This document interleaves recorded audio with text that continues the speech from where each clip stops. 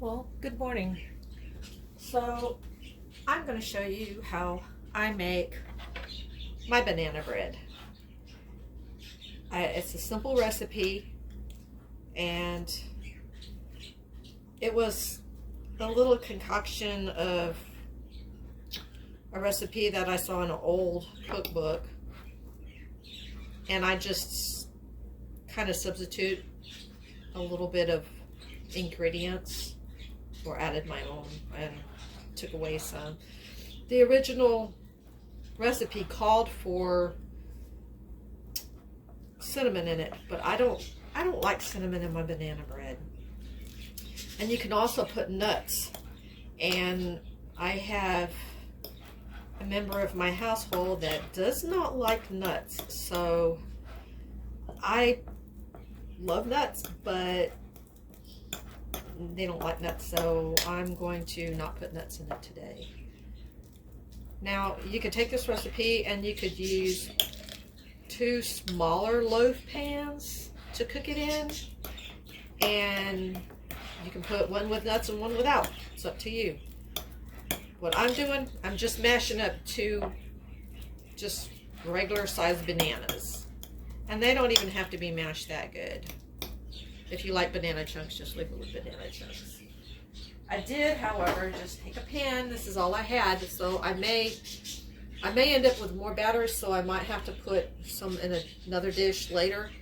But I greased this, and I used that Baker's Joy that's got the flour in it. So I greased that really well. I'm going to use my Emerald Lagasse oven, which I'm going to preheat. Just going to hit bake. And it can be preheating while I'm doing this. Okay, first things first. I'm just going to tell you, and then I'll put the recipe in the bottom, and you can see what I'm doing. So the first thing I'm going to do is I'm going to measure a 1/2 cup of oil. Like the original recipe that I saw for banana bread called for shortening, but I think the oil is much better. Let me put my shortening out of the way here. And it just mixes easier, and it gives it a better texture to me. So I'm going to pour that oil in there, and then I'm going to make a mess while I'm at it. Then I'm going to take my sugar, and yes, my sugar comes in a cookie can. That's where I keep my sugar. I have for years. And I'm going to put, sorry about that, that was a pocket film. I'm going to put 1 cup of sugar in that. So there's my cup of sugar. And get the sugar out of the way. And I'm going to mix my sugar up. Make sure I don't have a hair on me. See? You just mix the sugar up with the oil. Okay? Just that easy. Next thing, crack 2 eggs and mix over in there.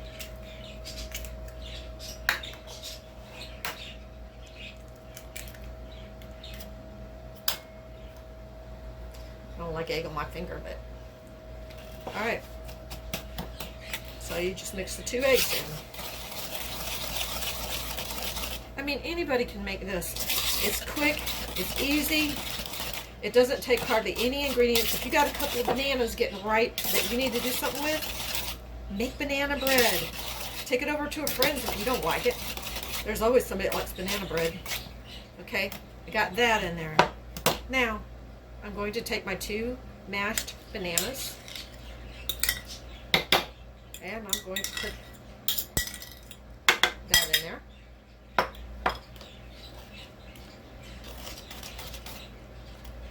And I don't know if you guys ever watched Justin Wilson. He's a Cajun cook. He's been long dead, but we used to watch his Cajun cooking shows on TV, me and my dad. He always said that when you make something, always mix every ingredient after you put it in to incorporate it. something he's always said, and it's always stuck with me. Okay, then the last thing I'm going to put is, it calls for a teaspoon of vanilla. Well, this is homemade vanilla, so I'm really, let me get my vanilla in here.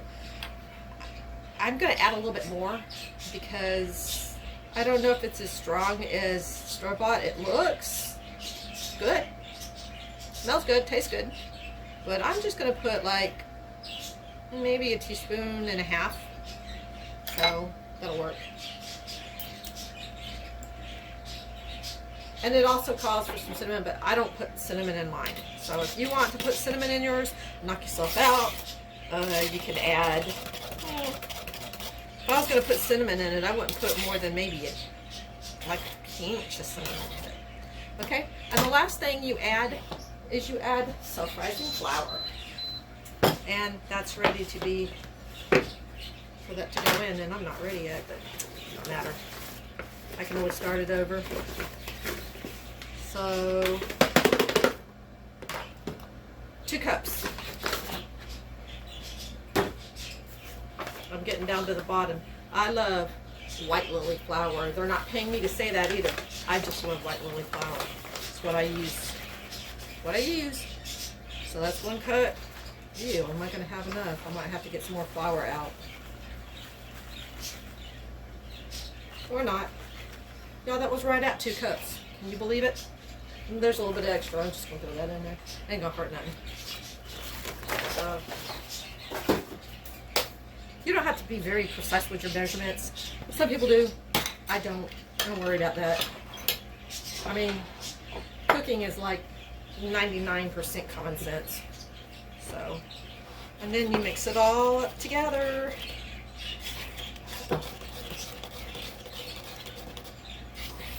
And I love these little whisks. They mix up so much better than just using a regular spoon.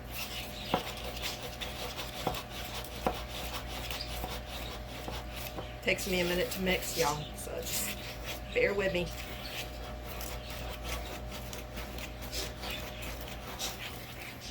So, you see the batter is a little thick. That's what you want. You want it to look like this. A little bit thicker than pancake batter, I guess. A lot thicker than a cake mix, really, to me. Okay. Now I'm done playing with it, so now I can put it in the bowl. And like I said, I might have more batter than I do because I don't want it running over the top. So, no, it'll work.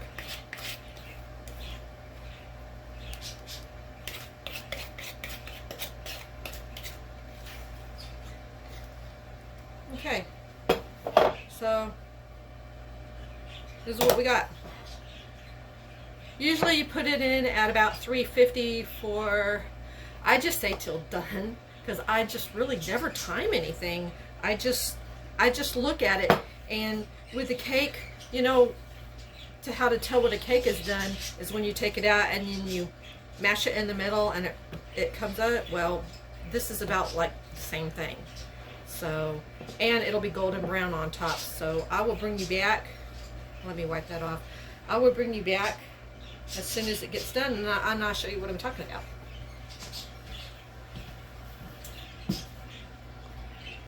Okay, so I've never made it in a toaster oven before. So a little tip for you, if you do, after it cooks about 25 minutes or so, or 30, it's going to be really brown. You see how it's really brown? It's not quite done on the inside. It's a little jiggly. So what I'm going to do is I'm going to take me just a piece of tin foil and I'm just going to lay over the very top of it. And then I'm going to cook it a little bit longer. Okay, so I just took it out. So I had to put the tin foil over the top because if I wouldn't have done that, it would have burnt. Hence, note to self, a toaster oven is not the best way to cook banana bread if you're going to put it in a shallow pan like I did. it's better to put it in the big oven, but it is hot in here, and the toaster oven was a quick way for me to do it. So I took it out. It wasn't quite done. I put it back in with tin foil on it. Cooked it a little bit longer. So I just check it. So take a fork, a knife, an ice pick, which is what I have, and look at your ice pick, and I don't know, well, I don't guess you can see it because of the shadow, but it came out clean. So that means that is done. So I am going to cut a piece of it in just a minute and put a little bit of butter on it, and I'm going to show you what it looks like. Started to cut it and I thought, nah, let me let you see what it looks like on the inside. See if I can do this without getting myself burnt. Because this, you know what, I don't want a big huge piece. I'm just going to cut a little piece. I suppose you can cut it any way you want to.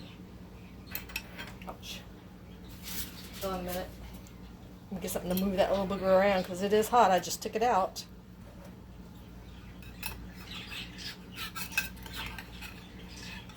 Oh, yeah. Well, now it's falling all apart. But look at that. Oh, it's hot. It's very good. It's not too sweet.